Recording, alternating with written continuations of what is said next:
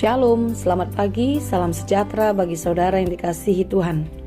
Kiranya pagi ini kita tetap penuh semangat dan terus percaya kasih penyertaan Tuhan senantiasa menyertai. Sebelum kita memulai aktivitas kita, marilah kita merenungkan firman Tuhan, kita berdoa. Terima kasih Tuhan untuk penyertaan-Mu dalam hidup kami. Semalam telah berlalu dan hari ini kami mau lalui hanya di dalam Tuhan.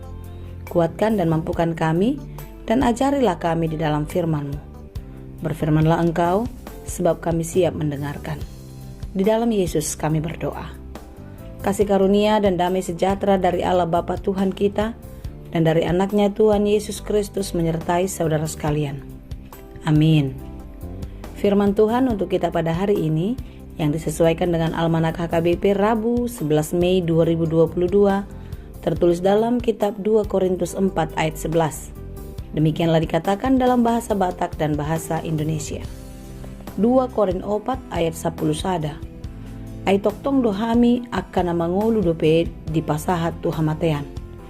Ala ni Jesusi. Asagabe patar nang hangungolu ni Jesus di daging nami na ulumate. 2 Korintus 4 ayat 11. Sebab kami yang masih hidup ini terus-menerus diserahkan kepada maut karena Yesus, supaya juga hidup Yesus menjadi nyata di dalam tubuh kami yang fana ini. Demikianlah dikatakan.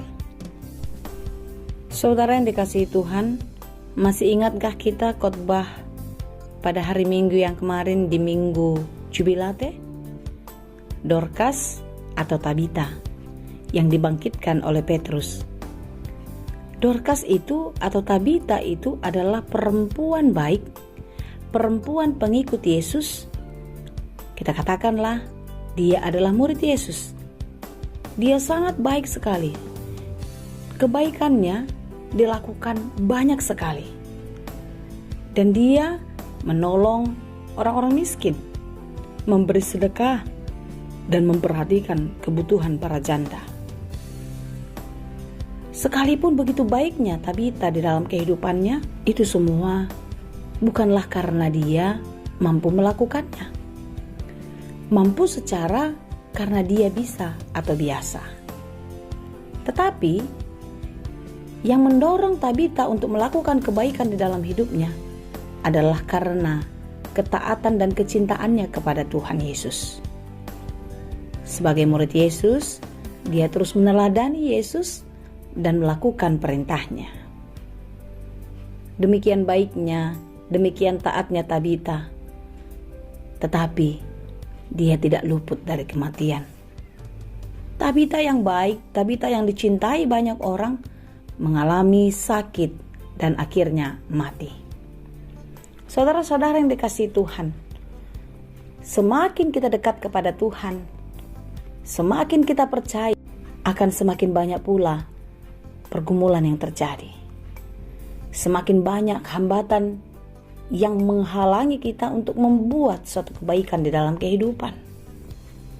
Bukan berarti ketika kita dekat dengan Tuhan, kita selalu mengandalkan Tuhan, maka kita tidak mengalami persoalan di dalam hidup ini. Tetapi justru sebaliknya, semakin kita dekat dengan Tuhan, maka pergumulan itu semakin sering datang. Tetapi apakah kelebihannya? Semakin kita dekat dengan Tuhan, maka kita semakin kuat dan tetap tenang. Kalau ada dua rumah dibangun dengan bentuk, dengan cat, dan terlihat dari luar, dari bahan yang sama, bagaimanakah kita bisa membedakan rumah itu?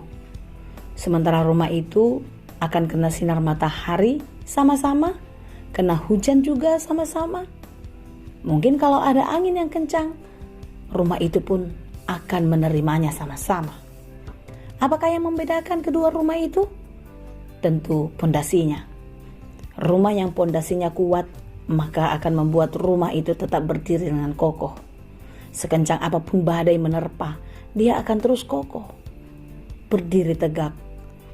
Berbeda dengan rumah yang tidak mempunyai pondasi yang kuat. Dia akan mudah sekali dihempas oleh angin, dibawa oleh banjir. Pondasilah yang menentukan. Apakah perbedaan kita, pengikut Kristus yang setia, orang yang percaya, yang beriman kepada Tuhan Yesus, dengan mereka orang Kristen yang tidak percaya atau tidak beriman? Tentu pondasi adalah iman kita kepada Tuhan. Ketika kita percaya dan beriman kepada Tuhan, sekuat apapun pergumulan, sesakit apapun penderitaan yang kita alami, kita akan tetap mampu bersyukur kepada Tuhan. Kita akan tetap berdiri tegak dan kuat menjalani segala pekerjaan kita dan terus penuh semangat dan penuh harap untuk melewati hari-hari yang penuh dengan pergumulan, dan kita akan percaya di dalam pengharapan sukacita akan datang di dalam kehidupan kita. Saudara yang dikasihi Tuhan, demikianlah kesaksian Paulus yang disampaikan kepada jemaat di Korintus. Paulus rasul orang percaya. Paulus sudah mengalami transformasi yang luar biasa. Dia berubah 180 derajat. Dia menjadi percaya dan tetap setia. Apapun yang terjadi dalam hidupnya, dia tidak pernah meninggalkan Tuhan Yesus. Itulah sebabnya di dalam berbagai-bagai persoalan, di dalam berbagai-bagai pergumulan yang terjadi dalam kehidupan Paulus, dia bersaksi kepada jemaat di Korintus dan juga kepada kita semuanya. Nats kita pada hari ini, sebab kami yang masih hidup ini terus-menerus diserahkan kepada maut karena Yesus. Artinya penderitaan itu tidak pernah berhenti. Diserahkan kepada maut karena Yesus. Lihatlah.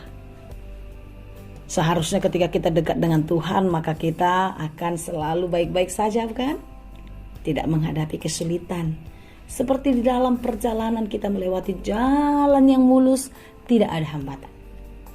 Tetapi lihatlah kenyataan yang kita alami, dan ini pun dialami oleh Paulus. Bahwasanya hidup kita terus-menerus diserahkan kepada maut. Terus-menerus diancam oleh kematian. Karena dosa itu, iblis itu tidak suka melihat kita bahagia. Dia ingin merusak kehidupan kita. Dia ingin merusak masa depan kita. Supaya kita tidak mendapatkan bagian di dalam kerajaan sorga.